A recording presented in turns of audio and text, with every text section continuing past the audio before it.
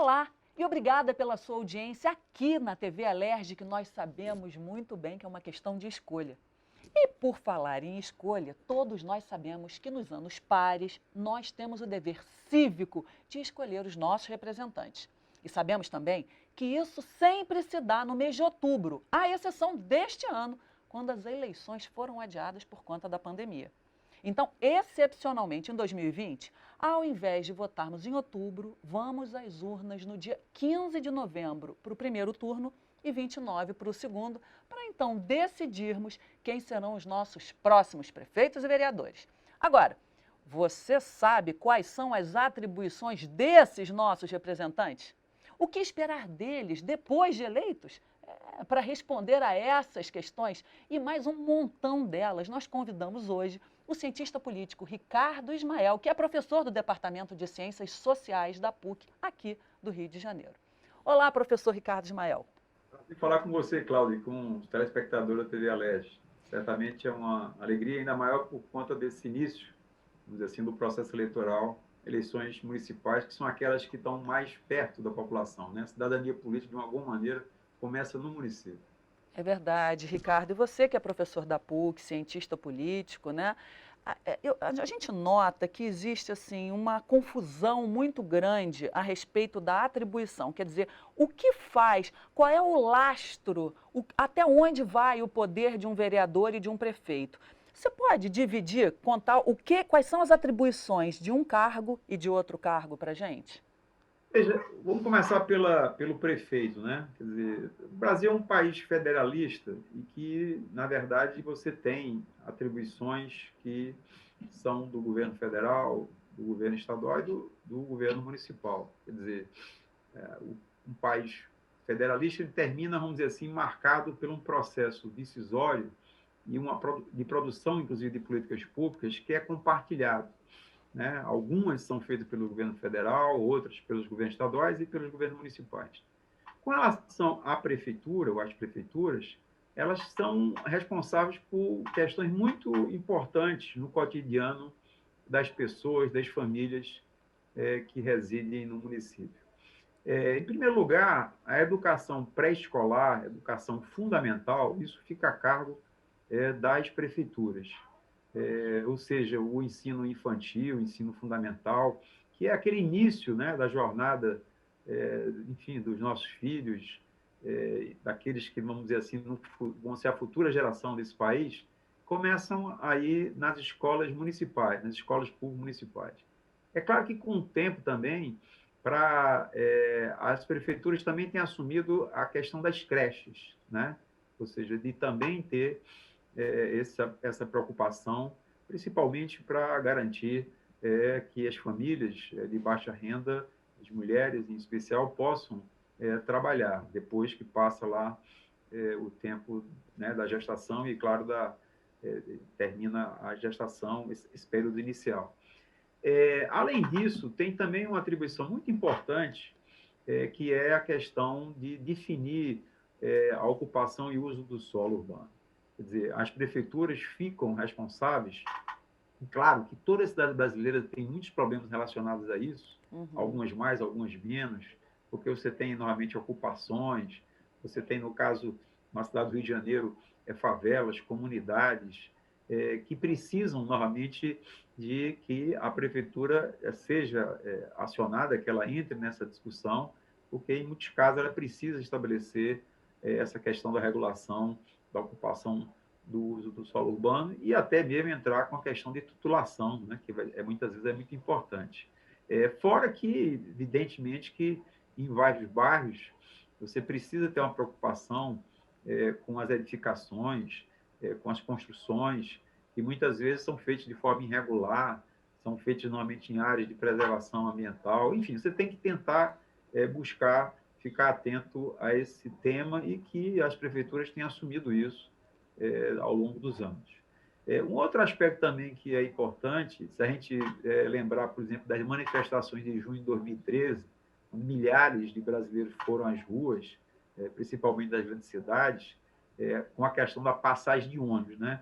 Naquela oportunidade, os eventos começaram quando alguns estudantes foram às ruas protestar contra o aumento da passagem de ônibus, que nem era muito grande, 23 centavos, mas aquilo merecia mobilização de estudantes porque estavam ali falando de uma questão muito importante.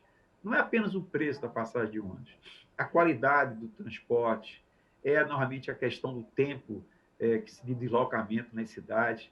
Então, o transporte coletivo, ônibus, táxi, Uber hoje, que é uma realidade nas grandes cidades, isso também passa pela regulação da prefeitura, da Câmara de Vereadores. Além disso, tem também outro aspecto que é importante, isso é uma questão também do nosso cotidiano, que é a coleta de lixo, normalmente a destinação, inclusive, desses resíduos sólidos, que é evidente que dentro da quantidade diária de lixo que é recolhido, precisa ter uma destinação apropriada, né? Para que não haja, novamente, algum tipo de dano ambiental quando você começa a jogar isso de uma maneira em qualquer área, em qualquer lugar. E eu diria que também, eu acho que é importante citar aqui a questão do trânsito, né? Infelizmente, o trânsito, de uma maneira geral, ele precisa também de uma gestão adequada para que as cidades, principalmente as grandes cidades, possam ter, fluir o trânsito, para que, no mínimo, normalmente, as pessoas possam gastar um pouco menos de tempo no seu deslocamento, seja para ir para o trabalho, para ir para estudar, para ir para algum lugar. Ou seja, esse tipo de deslocamento, você tem aí um papel importante da prefeitura. E, finalmente, eu destacaria também a questão da iluminação pública. Muitas vezes é evidente que algumas pessoas relacionam a prefeitura à questão da segurança. Eu diria que, claro, você tem a guarda municipal, que tem um papel também de estar ali, principalmente nas áreas, comércio ambulante, e que tem algum tipo de necessidade de tentar regular isso, a Guarda Municipal está presente também no dia a dia. Mas, na Constituição Federal, a atribuição da segurança pública é do governador, é do governo estaduais, né? Então, a prefeitura não pode invadir essa competência que é do governo estadual. Mas a iluminação pública, isso certamente já está consagrado, é um elemento muito importante para coibir algum tipo de delito que é feito, às vezes, nas vias públicas, nas vias urbanas, justamente pela falta de iluminação adequada. Então, em resumo, a prefeitura, evidentemente, com essas questões que eu coloquei aqui são mais diretamente ligadas à prefeitura, mas a gente que está vivendo esse ano, um ano dessa pandemia do Covid-19, é bom lembrar também que a prefeitura também tem hospitais municipais, você tem também posto de saúde, quer dizer, também atua nessa área. Mas, especificamente, essas que eu aqui relacionei, essas a gente pode cobrar o prefeito ou prefeita. Existe uma quantidade, normalmente, grande de políticas públicas no país, mas essas diretamente aqui estão ligadas às prefeituras. E também existem aqueles três impostos, né, aqueles três tributos, que são o IPTU, o ITBI e o ISS, que são diretamente ligados à prefeitura e, portanto, aos vereadores. São essas pessoas, no caso da cidade do Rio de Janeiro, 51, que votam, né, o percentual de quanto nós vamos ter que pagar, não é, professor? Cláudio, você tocou num ponto muito importante. Veja, se a prefeitura tem essas atribuições, e claro, você precisa financiá-las, né? Você precisa de ter dinheiro para não apenas garantir o funcionamento da máquina, o custeio, o pagamento pessoal, manutenção de toda a estrutura da prefeitura, mas você precisa de ter dinheiro para financiar essas políticas que eu acabei aqui de relacionar.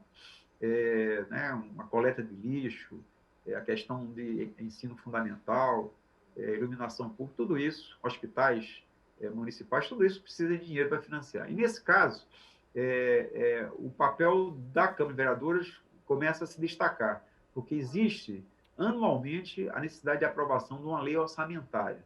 Quer dizer, ao final de cada ano, se aprova a lei orçamentária do ano seguinte.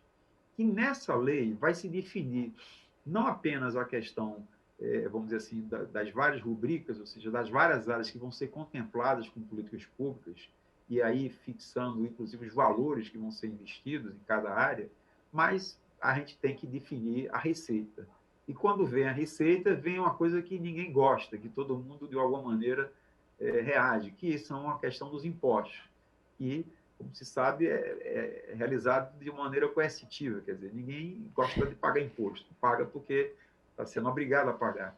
Mas ele é necessário para poder financiar todas essas atividades, seja o custeio, seja o investimento da prefeitura. E nesse caso, você citou muito bem esses 3 impostos, eles aí vão ter uma discussão importante dentro da Câmara, porque também se trata de justiça tributária, né? A gente sabe que a gente tem uma sociedade onde a desigualdade social é muito grande, né? Infelizmente, o Brasil ainda está com um índice de Gini, que é um indicador de concentração de renda e desigualdade, na faixa de 0,5, muito acima dos países aqui da América do Sul e de muitos países do mundo. Quer dizer, o Brasil tem hoje uma das maiores desigualdades do mundo, embora tenha caído durante 96 até 2015, mas a gente está num patamar muito elevado. E por que eu estou dizendo isso? É porque aí, durante as discussões na Câmara de Vereadores para a definição desses impostos, principalmente o IPTU, você possa ter uma justiça tributária, ou seja, aqueles que possam, né, pagar mais, vão pagar mais, os que possam até, tem gente que possa ser isenta, porque mora em áreas, ou mesmo tem uma renda muito baixa e, portanto, não faria sentido estar cobrando imposto em cima dessas pessoas, dessas famílias. Então, nesse particular, essa é uma discussão eminentemente política, né? Porque eu estou dizendo, na hora que a Câmara de Vereadores se debruça sobre a discussão da lei orçamentária, vai ter uma parte que vai se dedicar à discussão das receitas e se vai ter ou não aumento, por exemplo, do IPTU. O ISS já é um imposto ligado à questão do comércio. E aí, é evidente que uma cidade como o Rio de Janeiro, outra cidade do país, também tem que se preocupar com isso.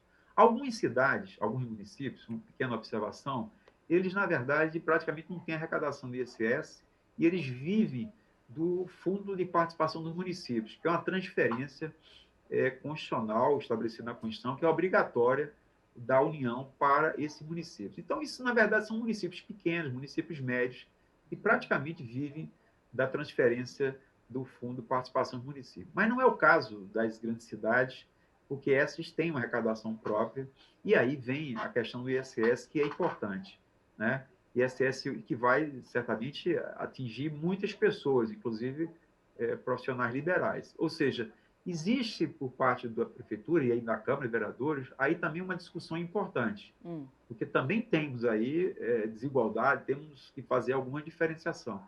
E também é necessário, o país que tem atravessado crise econômica muito grande, né, nessa década que a gente está agora terminando, você precisa ter uma atenção com esse comércio para que ele possa, vamos dizer assim, recuperar, né? Porque houve um baque em 2015, 2016, agora, novamente, na pandemia, vem sofrendo novamente o comércio. Então, a atenção dos vereadores para que se estabeleça um imposto que não vá, vamos dizer assim, inviabilizar a atividade, porque seria o pior, porque isso geraria desemprego, isso geraria o fechamento de lojas comerciais e, portanto, isso é indesejável. Então, essa é uma discussão importante, sim. O imposto de transmissão de imóveis aí já é uma questão que depende muito do aquecimento do mercado imobiliário, o que realmente, vamos dizer assim, vai depender também da atividade econômica, né? Quer dizer, o ITBI ele só incide caso haja algum tipo de compra e venda. Não é um imposto perene como são o ISS sobre os serviços e o IPTU, que independentemente, como o senhor falou, né, ele é coercitivo. Professor, nós vamos ter que fazer um breve intervalo, então eu peço a você que fique com a gente aqui na TV Alerj, o canal do povo. A gente volta já já.